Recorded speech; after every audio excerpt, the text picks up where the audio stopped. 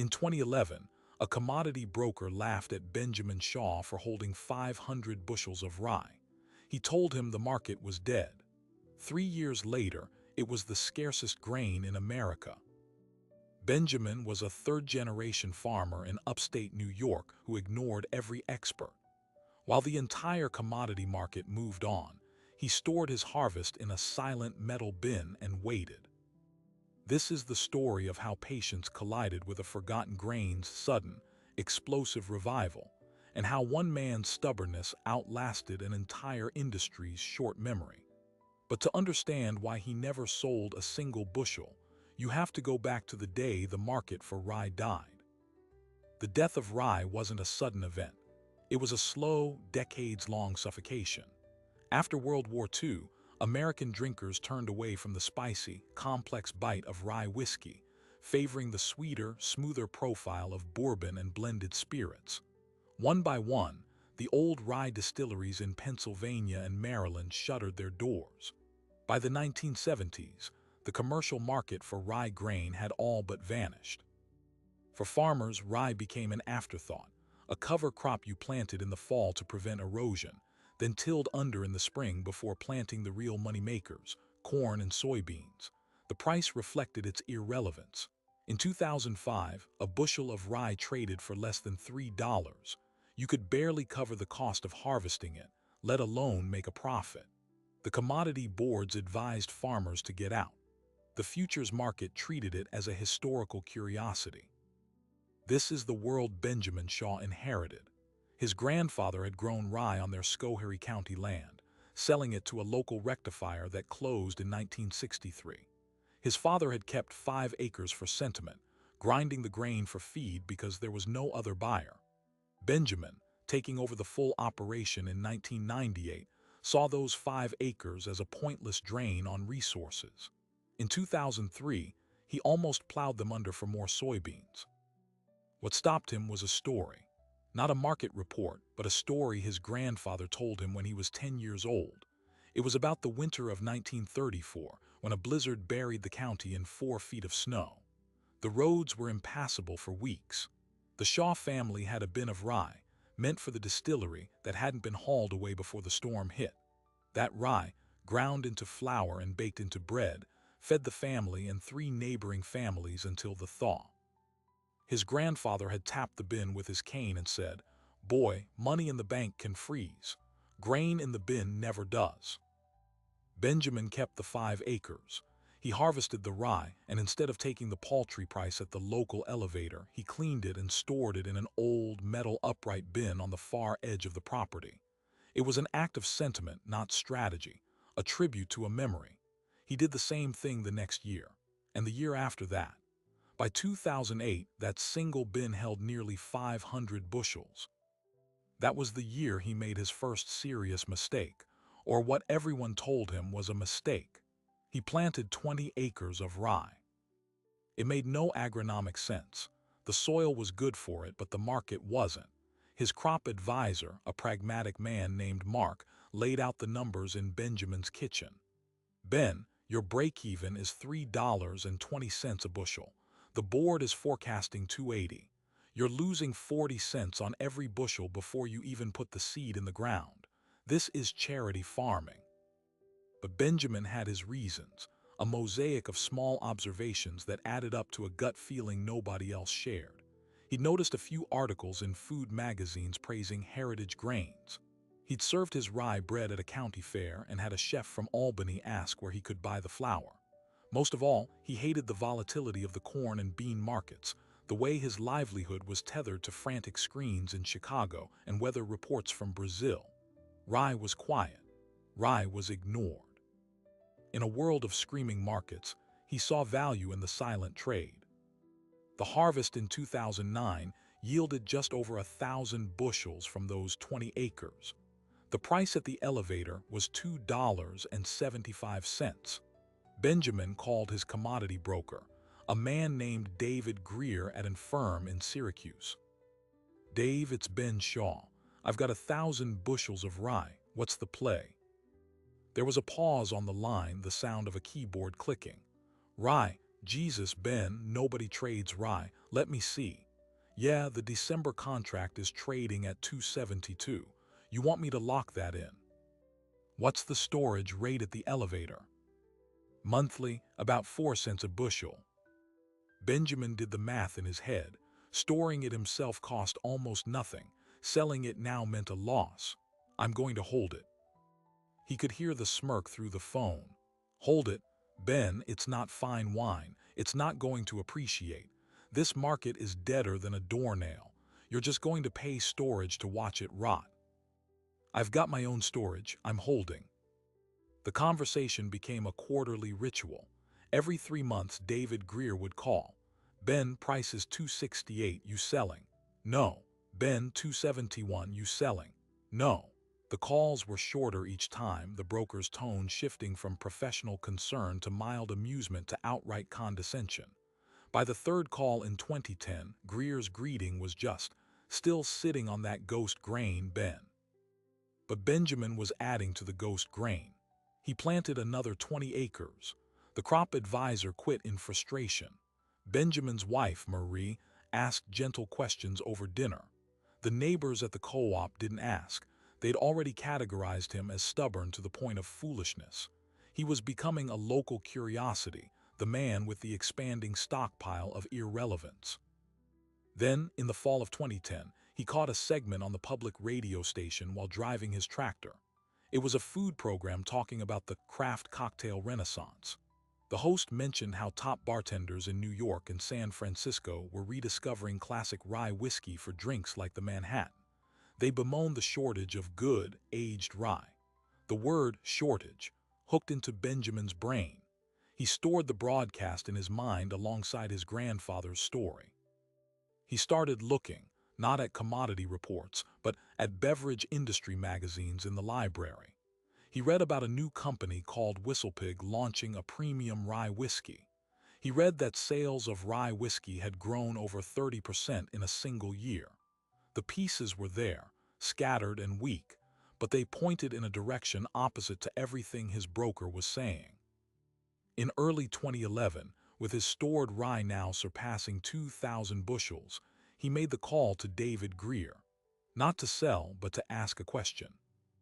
"Dave, what are you hearing about rye whiskey? The drinking kind, not the grain." Greer laughed. It was a short, dismissive sound. "That's a fad, Ben. A bunch of hipsters with mustaches paying too much for brown liquor. It has nothing to do with the agricultural commodity you're sitting on. That's like saying a boom in gourmet pizza is going to save the wheat futures market. It doesn't scale." "But they have to get the grain from somewhere," Benjamin pressed. "They get it from Canada or they use a tiny, tiny fraction of the cover crop. It's a niche, a rounding error. Listen to me. The December contract is 270. You have over 2,000 bushels. Let me move it for you. Take the small loss and put the money into corn. Corn is at $6 and climbing." Benjamin looked out his kitchen window toward the old metal bin, silver against the green spring hills. "I think I'll hold." That was the call where the broker laughed. The real laugh, not a chuckle. "You're holding 500 bushels of a dead commodity because of a cocktail trend. Ben, that grain isn't a vintage. It's a liability. When I have to explain to the elevator how to even price a delivery for a client who's been sitting on it for 3 years, that's when I know I'm dealing with a fantasy." The line went quiet. Benjamin simply said, "I'll call you when I'm ready to sell." He hung up, more convinced than ever. The broker's derision was the clearest signal he'd received. The market's contempt for rye was absolute, and absolute consensus is usually where the truth hides in plain sight. He walked out to the bin, unbolted the small door at its base, and let a stream of hard, amber kernels run through his fingers. It didn't smell like money. It smelled like earth and patience. What Benjamin didn't know, what no one in the commodity world was yet willing to admit, was that a chain reaction had already been triggered. In Kentucky and Indiana, master distillers for the biggest names in whiskey were having urgent private meetings. Their stocks of aged rye, never a priority, were draining faster than projected. The fad wasn't fadding, it was accelerating. and they were all looking at the same terrifying equation. It takes at least 4 years to age straight rye whiskey. The grain they needed to plant today to meet demand 4 years from tomorrow was, for all practical purposes, nowhere to be found. The first crack in the dam was about to appear, and it would appear not in a boardroom, but in a desperate phone call from a frantic distiller to a baffled county extension agent, asking a question that hadn't been asked in 50 years. Do you know anyone in this state who has rye for sale? The call came to the Schoharie County Extension Office in May of 2011. The agent, a woman named Susan, almost deleted the voicemail, thinking it was a prank. The voice was urgent, slightly breathless. "Hi, my name is Liam. I'm with a craft distillery in Brooklyn. We're looking for New York-grown rye, specifically the Danko rye varietal if possible. Do you have any farmers in your county who might have some for sale? Even a small amount. Please call me back." Susan had files on corn yields, soybean rotations, dairy subsidies. She had nothing on rye. As a courtesy, she made a few calls to the older farmers she knew. The responses were uniform. Rye. Nobody grows rye, not for grain. She was about to call the Brooklyn number back with an apology when she remembered the Shaw farm. She remembered because 6 months prior, she'd seen Benjamin at a meeting and he'd asked a bizarre question about the germination rate of cover crop seed versus grain seed. She dialed his number. "Ben, it's Susan at the extension office. Strange question. Do you know anyone in the county who has rye for sale? The drinking kind, not the cover kind." There was a long pause on Benjamin's end. He was in his truck looking at the very bins in question. "Who's asking?" "Some small distillery in the city. Sounds like a startup." "Give them my number," Benjamin said. He didn't ask the price. He didn't ask how much they wanted. He knew that the first move in any negotiation is to see the other side's cards. The call from the distiller, Liam, came 20 minutes later. What Liam described wasn't a niche. It was a crisis in miniature. His 3-year-old distillery had bet its entire brand on a single barrel, locally sourced rye whiskey. Their first batch, aged in tiny barrels, was a critical hit. They'd pre-sold their entire second batch to bars and restaurants. Their problem was the third batch. The contract with their upstate grain supplier had fallen through. The supplier, it turned out, had been selling them grain from a cover crop blend, not the pure, high-quality milling rye they needed. The flavor was off. They were desperate. They needed 500 bushels, clean and mill-ready, within 30 days. "Can you help us?" Liam asked, the stress vibrating down the phone line. Benjamin walked out to the bins. He had over 2,000 bushels. "I might be able to," he said calmly. "What's your price?" Liam quoted a number that made Benjamin lean against the cool metal of the bin. It was $4.80 a bushel, nearly double the commodity price David Greer had laughed at just months before. Benjamin didn't say yes. He said he'd need to check his stock and call back. He hung up and stood in the quiet afternoon, the number echoing in his head. 480. It wasn't a fantasy. The market had found him. But Benjamin Shaw was, above all, cautious. He didn't call Liam back that day. Instead, he called the agricultural library at Cornell. He asked for any recent reports on rye for distilling. The librarian emailed him 3 studies from the past 2 years, all focused on the re-emerging market for craft distilling grains. One line leapt out. "Current demand from small-scale distillers exceeds the available supply of quality rye by an estimated 200%. The fad had a number, and the number was 200%. Meanwhile, in Kentucky, the problem was scaling from a boutique crisis to an industry-wide emergency. At the headquarters of a major spirits company, a vice president of procurement named Angela was looking at a spreadsheet that made no sense. Projected demand for their flagship rye whiskey, based on actual sales data, was up 40% year-over-year for the 3rd consecutive year. Their bulk whiskey supplier, a giant ingredient producer called MGP of Indiana, had just warned them that allocation of their 95% rye mash bill whiskey would be capped for the next 36 months. The reason was simple: they couldn't get enough rye grain. Angela's team started calling their agricultural brokers, the people who moved millions of bushels of corn for ethanol and wheat for flour. The brokers were confused. Rye. They had to check if it was even listed on the Chicago Board of Trade. It was, with laughably low trading volume. They made calls to Canada, where most of the continent's milling rye was grown. The Canadians had their own booming craft distillery scene and were holding their grain tight. The price they quoted was punitive. Back in Schoharie County, Benjamin finally called Liam back. He agreed to sell 200 bushels as a test, at $4.80. He loaded the grain into his own trailer, had it tested for moisture and purity at a small lab in Albany, and delivered it to a freight terminal himself. The check cleared.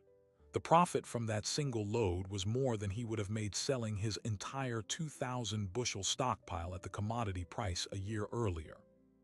He told no one, not his wife, not his neighbors. He simply planted another 30 acres of rye that fall. The silence broke in the spring of 2012. It broke in the pages of the Wall Street Journal in a column titled "The Spirit of Shortage." The article detailed the panic rippling through the whiskey industry. It quoted the master distiller of a historic Kentucky brand saying, "We didn't see this coming. It's going to take us a couple of years to catch up." Another said, "Nobody saw the rye spike coming. We're completely out for the next 2 years."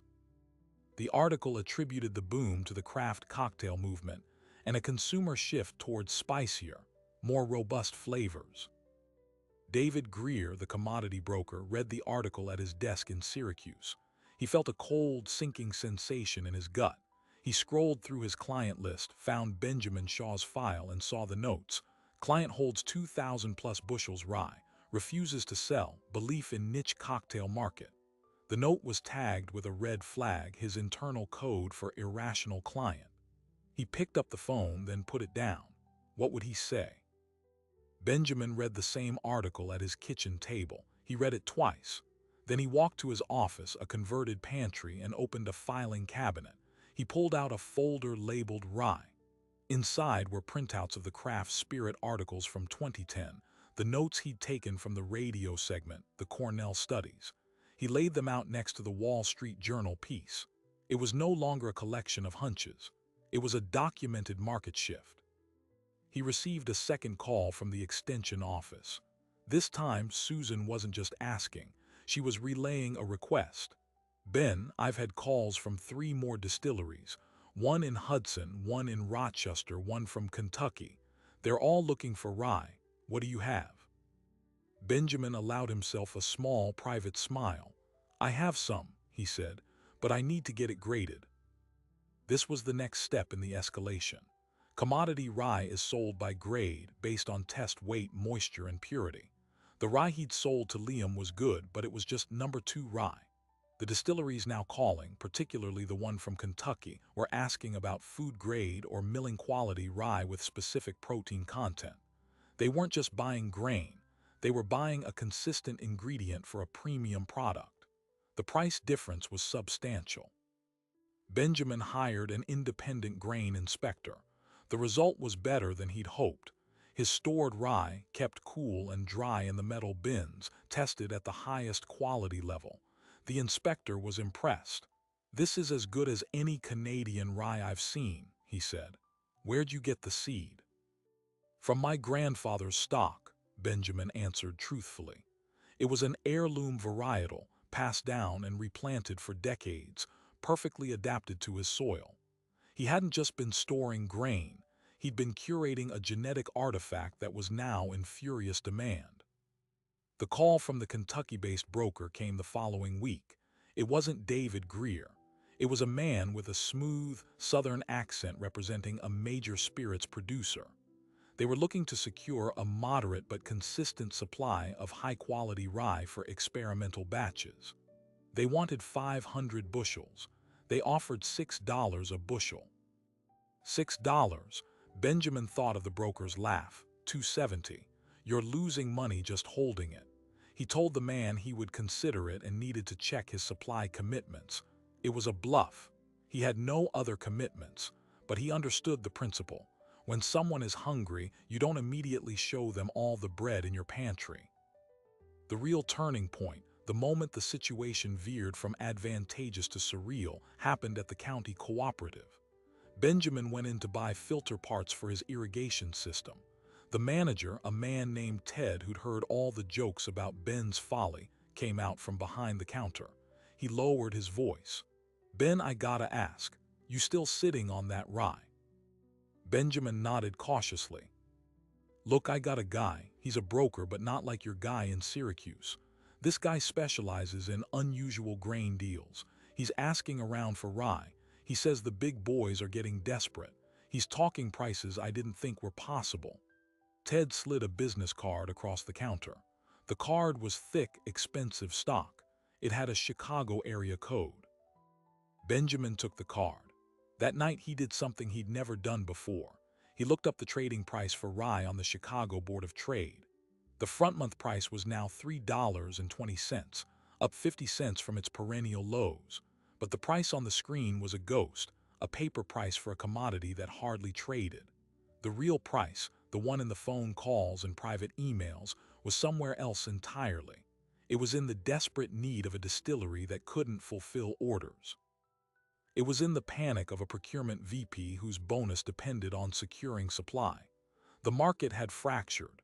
There was the official market, and then there was the shadow market for actual, physical grain. And Benjamin Shaw was a king in the shadows. He called the Chicago number. The broker, who introduced himself as Robert, was direct. "Mr. Shaw, I understand you have quality rye in storage. Can you confirm the volume and the grade?" Benjamin confirmed it. "Here is the situation," Robert said, his voice devoid of salesman's warmth. "There is a shortage, not a temporary squeeze, a structural shortage. The big distillers built their forecasts on pre-2009 consumption models. They were wrong. Everyone is scrambling. I have a client who needs to secure 1,000 bushels of #1 quality rye for a guaranteed delivery in 60 days. They are willing to pay a significant premium to lock it in and avoid the spot market. Are you a seller?" "What is the premium?" Benjamin asked. $9 a bushel." The number hung in the air.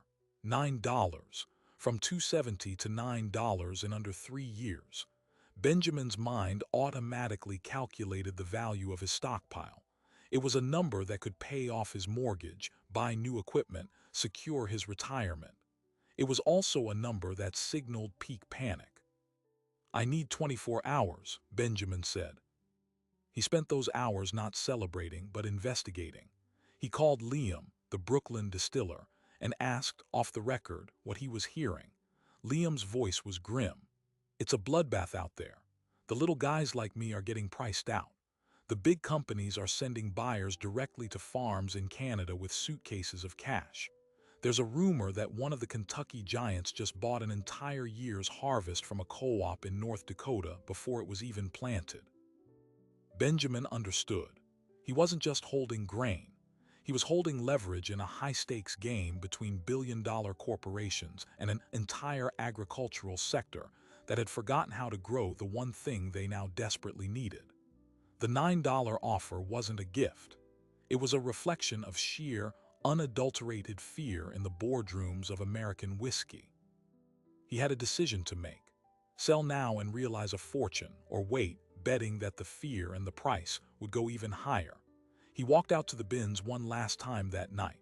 The moon was full, silvering the metal and turning the spilled kernels on the ground into a trail of coins. He heard his grandfather's voice, not from memory, but from the deep, patient silence of the land itself. Grain in the bin never freezes. He knew what he would do. But first, he had one more call to make. He dialed the number for David Greer, his former broker. It was time to see how the other side of the trade was feeling. David Greer answered on the second ring, his voice a familiar blend of professional polish and thinly veiled impatience. "Ben Shaw, I was just thinking about you. You ready to talk some sense about that grain?" Benjamin leaned against his kitchen counter, looking at the business card from the Chicago broker. "I'm ready to talk, Dave. What's your bid for #1 milling rye, delivery in 60 days?" There was a shuffling of papers, a keyboard click. Greer's tone shifted to cautious. "You're actually selling. Hold on, let me get a quote." Benjamin could hear the muffled sounds of Greer asking someone in his office for a price check. The wait was longer than usual. When Greer came back on the line, his voice was tighter. "The board's at 330, but for a quality-specific lot, I could maybe get you 350. 360 if we push." 360, Benjamin repeated flatly. "It's a solid 30% above where you were," Greer said, a defensive note creeping in. "It's a good exit. You can finally put this hobby to bed." Benjamin let the silence stretch. He could almost hear Greer's discomfort through the phone. "Dave, I just got an offer for $9 a bushel from a broker in Chicago."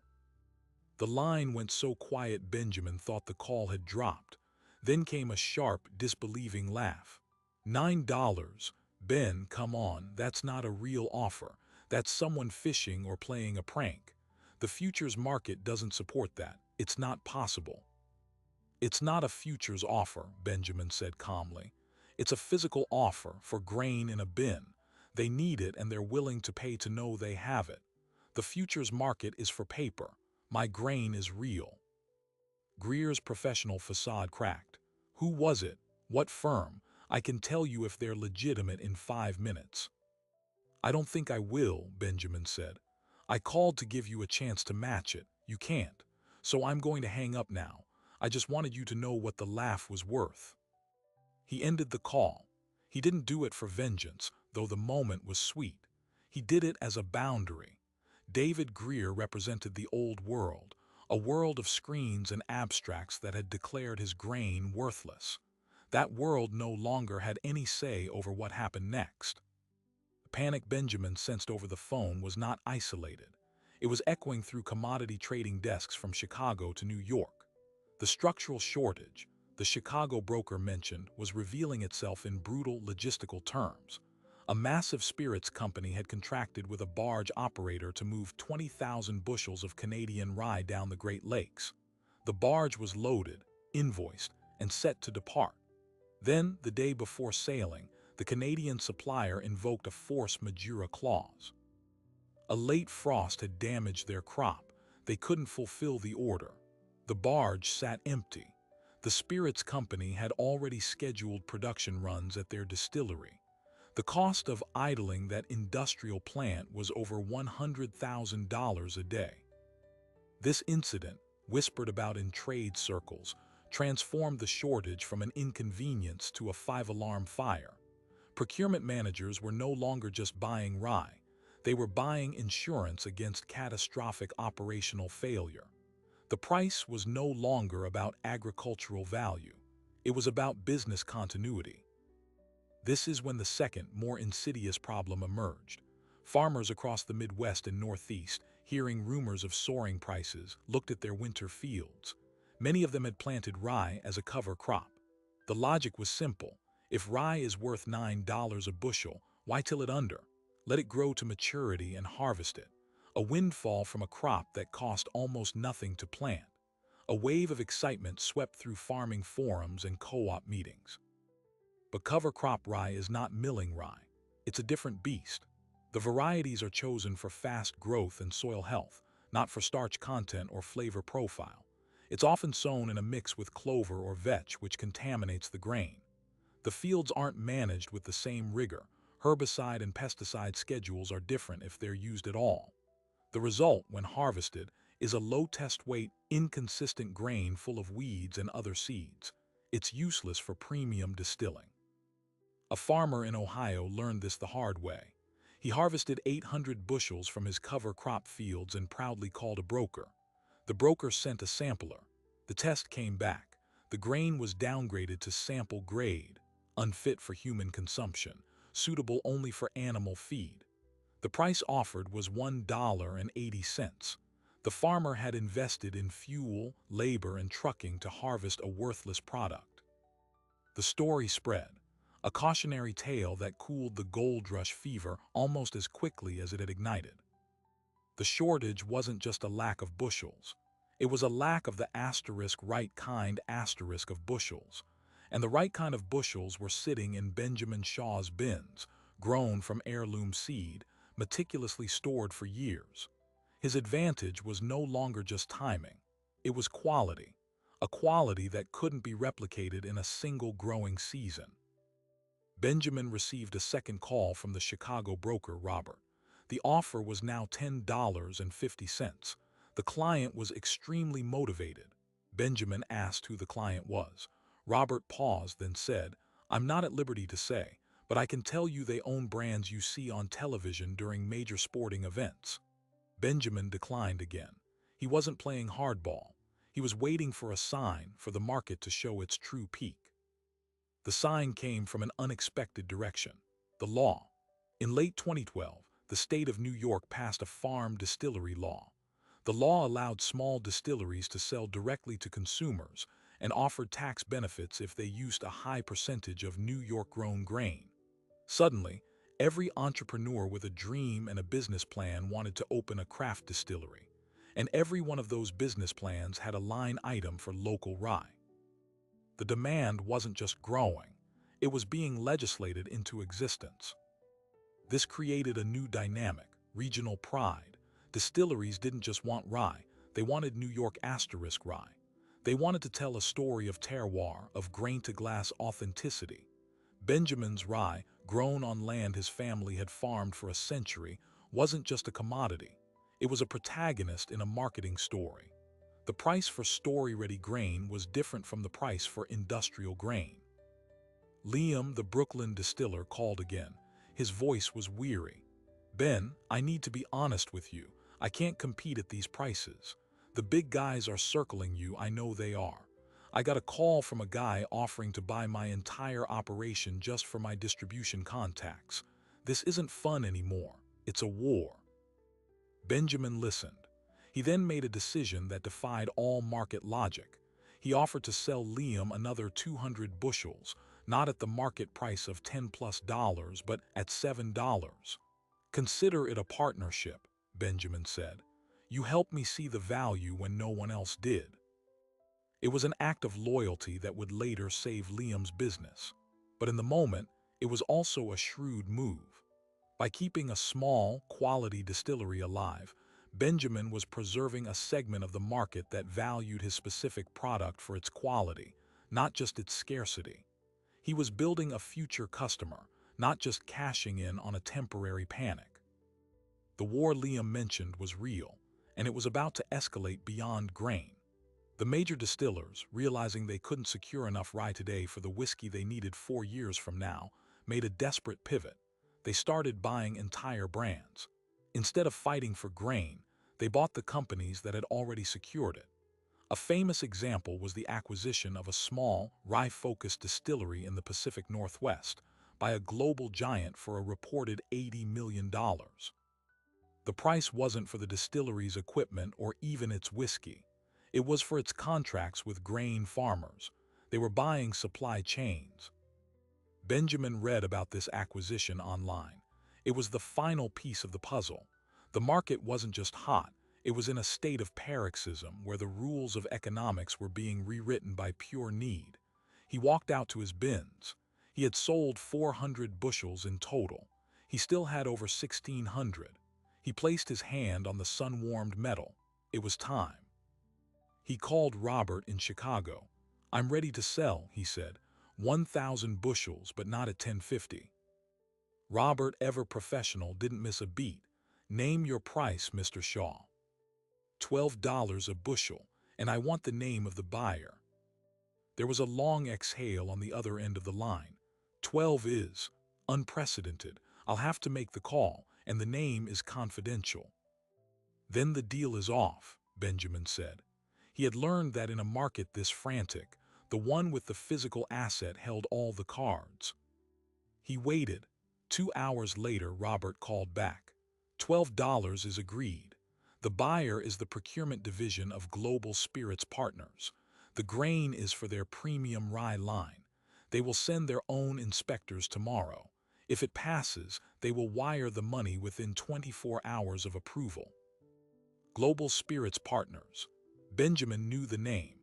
They owned 3 of the top 5 selling American whiskey brands in the world. The laugh from the commodity broker had been replaced by a wire transfer from a multinational corporation. The inspectors came. They were thorough-suited men with sterile equipment. They took samples from multiple depths in the bin. They tested for moisture, protein, foreign material, and something called extract potential. They huddled, spoke in low tones, and finally nodded to their supervisor. The grain was not just #1 quality. It was, in their words, exceptional. The wire transfer hit Benjamin's account 47 hours later. $120,000 for 1,000 bushels of rye. The tax document that followed listed the price per bushel as $12 even. Benjamin Shaw had done it. He had turned patience into a fortune, stubbornness into strategy, and a forgotten bin of grain into a retirement fund. The story could end there. A man beats the market, a lesson about conviction. But that's not the whole story, because the money was just the scoreboard.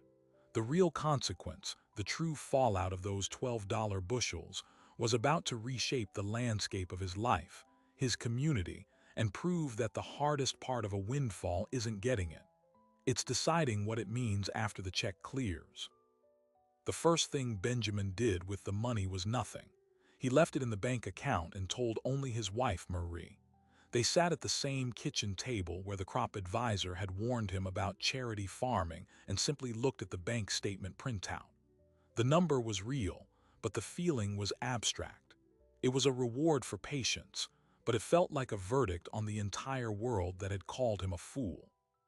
The second thing he did was pay off the mortgage on the farm, the entire balance. It was a check for $112,000. He drove to the local bank branch, the same one he'd used for 30 years, and handed it to the manager. The manager, a man who'd once gently suggested diversifying away from rye, stared at the check, then at Benjamin, his face a mask of stunned confusion. "This clears it?" he asked. "This clears it," Benjamin said. The deed to the farm, free and clear, arrived in the mail 2 weeks later. He filed it in the same cabinet with the rye articles. Then the silence broke. News in a rural county doesn't travel in headlines. It travels in glances at the feed store, in pauses at the post office. The story warped as it spread. Some said Ben Shaw had sold his rye for $20 a bushel. Others said he'd been bought out by a whiskey company. The most popular version was that he'd been sitting on a rare, priceless seed stock all along and had known it.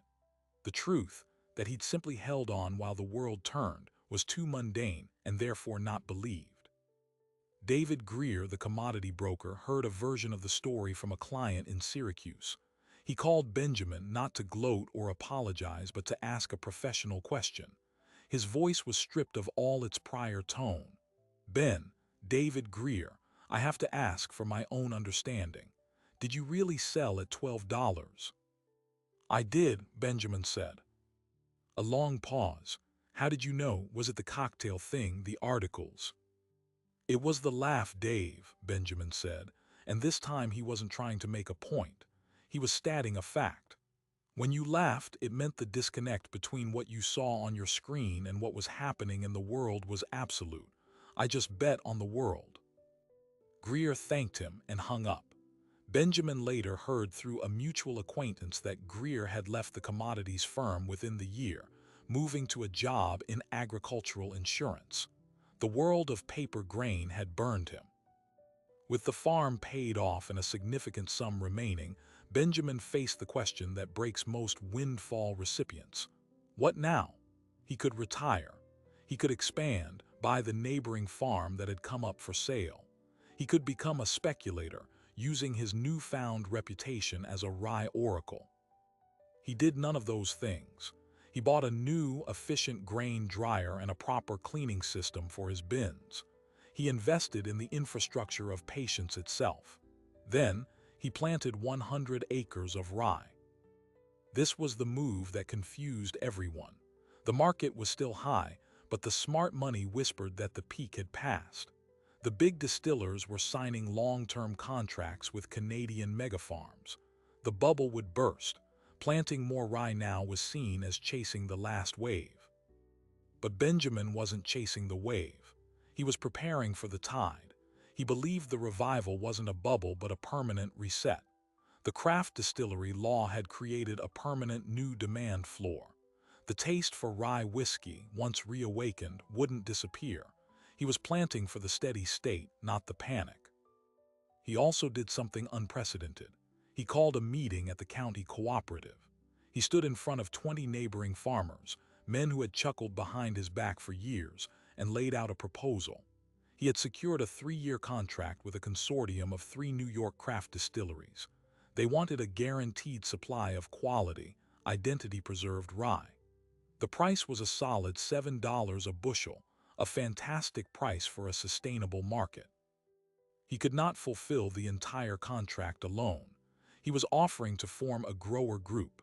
He would provide the seed stock, his heirloom Danko rye, and the contracting know-how. They would grow the grain, and he would handle the sale and logistics for a small fee. The room was silent. Then a farmer named Joe, who had been the loudest with the jokes years before, spoke. "Why would you do that? You've got the market by the throat. Why share it?" Benjamin looked at the faces, men he'd known since childhood, men who were struggling with the same volatile corn prices he'd rejected. "Because in 1957 my grandfather lost his farm because he was alone," Benjamin said. "A man alone can be picked off. A group can negotiate. The market only laughs when you're by yourself." 8 farmers signed up that day. The Schoharie Valley Rye Collective was born. Its first harvest in 2014 filled every bin they had. The distilleries got their grain. The farmers got a price that made rye their most profitable crop. Benjamin's fee was minimal, but his standing was transformed. He was no longer the stubborn fool. He was the architect. The final, surprising detail of this story isn't about money or markets. It's about a bottle of whiskey. 2 years after the big sale, a package arrived at Benjamin's farm. It was a wooden crate from Kentucky. Inside, cushioned in foam, was a single bottle of premium rye whiskey. The label was elegant, understated. There was a note card attached. It read, "Thank you for the grain. This batch was awarded 97 points by Whiskey Advocate. We thought you should taste why your patience mattered." It was signed by the master distiller of Global Spirits Partners Premium line. Benjamin isn't a drinking man. He opened the bottle that Thanksgiving with his family. He poured a small amount into a glass, swirled it, and sipped. He expected to taste triumph or vindication or the sharp flavor of being right. He didn't. He tasted oak and spice and a deep, smooth warmth. He tasted 4 years of aging, of transformation. He tasted the end result of 1,000 bushels of hard, amber kernels he'd walked past every day for years. It didn't taste like $12. It tasted like time. Today, Benjamin still farms. The collective is thriving, supplying a dozen distilleries.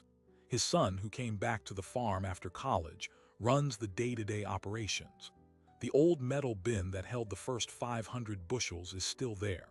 It's empty now, its door sealed shut. Benjamin won't let anyone tear it down. He says it's a monument to the most powerful force in any market, the willingness to stand still while everyone else is running in the wrong direction.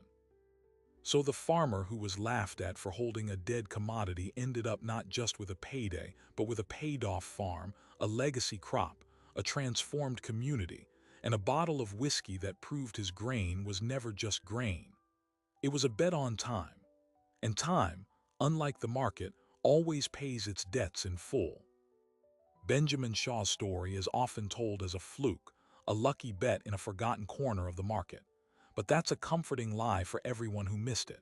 The truth is harder. The truth is that the market is a mirror, and most of the time it reflects back the collective fear, greed, and short memory of its participants. For years, the mirror showed a worthless grain because everyone had agreed to see it that way. Benjamin simply chose to look at the field, not the reflection. Real commodity in this story wasn't rye, it was time. And time is the one thing the market is structurally incapable of pricing correctly. Futures contracts expire, quarterly reports demand action, broker commissions require trades. The entire apparatus is built on movement, on the frantic now. Benjamin's strategy was the antithesis of movement. It was stillness. He wasn't waiting for the market to change. He was waiting for the market to remember what it had chosen to forget. This pattern repeats far beyond grain bins. It happens in neighborhoods declared blighted before the artists arrive. It happens with technologies dismissed as toys before they reshape industries. It happens with companies written off before a new management team unlocks hidden value. The cycle is always the same. Collective abandonment, followed by scarcity, followed by panic, followed by a desperate revaluation. The ones who profit are rarely the geniuses who see the future first. They are the stubborn ones who refuse to agree that the past is over. So let me ask you a question, the only one that matters after a story like this. What is the rye in your world? What has been declared dead, worthless, or obsolete by the consensus around you? It might be a skill, an idea, a piece of property, a relationship, or a tradition. The consensus isn't always wrong. Most of the time, it's right. But its greatest weakness is its inability to value what doesn't currently trade. Benjamin's victory wasn't that he bought low and sold high. It was that he understood the difference between price and worth. The price was set by a broker looking at a screen. The worth was in the bin, in the genetic line of the seed, in the patience it represented. The market eventually paid the price, but the worth was his all along. If you found this journey into the quiet spaces between market cycles valuable, if you appreciate stories where patience and principle collide with the frantic pace of the modern world, then consider subscribing.